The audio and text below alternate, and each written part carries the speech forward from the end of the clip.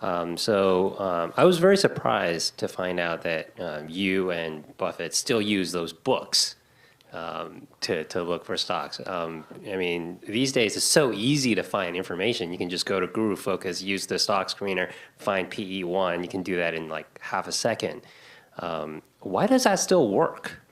Right. So actually, that's a great question, because in 2006, when he invested in Daehan Flour in Korea, you could have had capital IQ.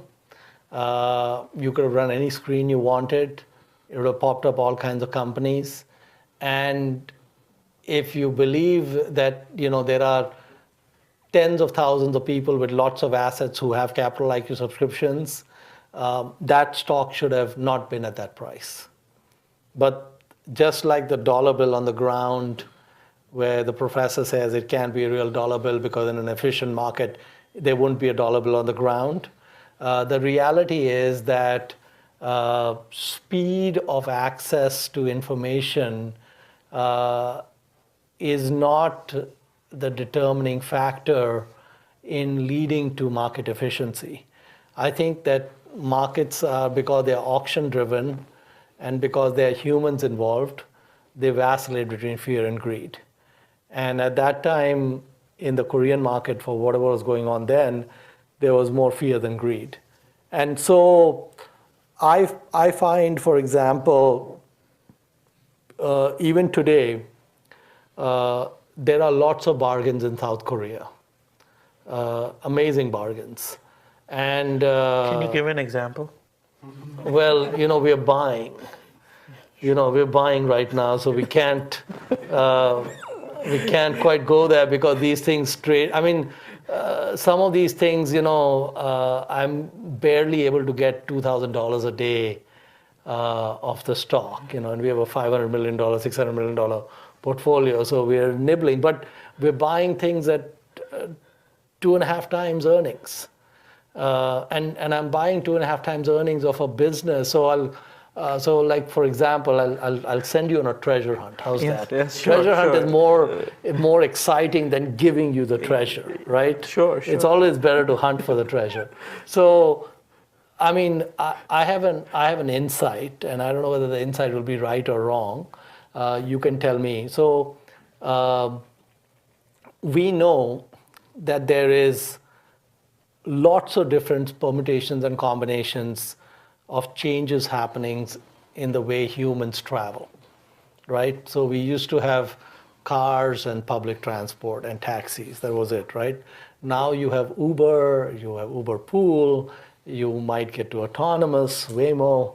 There's a lot of different combinations. We have, some of you might be familiar with Via in New York, which I think is great. And so the end result is that humans have a lot more options available for transport and mobility, and the price is coming down. And also you have, low gas prices and so on.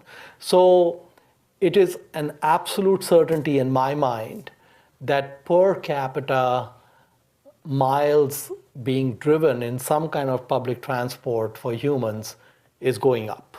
I mean, I remember when I was a student, I had my bicycle and mobility was very restricted because I was poor. I didn't have a lot of places I could go. Now I just see with my kids, you can go anywhere. So if miles driven per human are going up, how can you play that? Well, one way you can play that is tire companies. Okay, so no matter what happens, I'm almost sure there'll be more tires sold 5 years from now or 10 years from now versus today. And actually, if we get to electric cars taking off, they want weight reductions. So they make those tires paper thin. How many have a Tesla here? No Tesla owners. It's a value crowd. Value investing, yeah. Hardcore value crowd. All right. So you know that the Teslas and the Leafs and all that, they have these special tires which don't last very long and they cost a lot because they want to keep the weight down. And so those are even better for the tire company. They keep wearing out very fast. So my take was that tires will do well. And so I made an investment in a company in India, which was really cheap, which made one of the ingredients that goes into rubber that goes into tires, and that's I think that will do very well.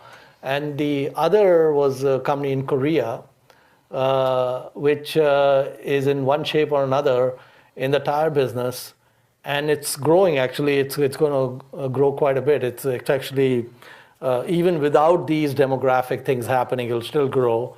And if I'm buying at 2.5 or 3 times, in 3 years, I have all my cash back. So That's the beauty of PE of 3. So it's a tire-related company in Korea with a PE of 3. It's for the treasure hunt. Yeah, have fun. Yeah.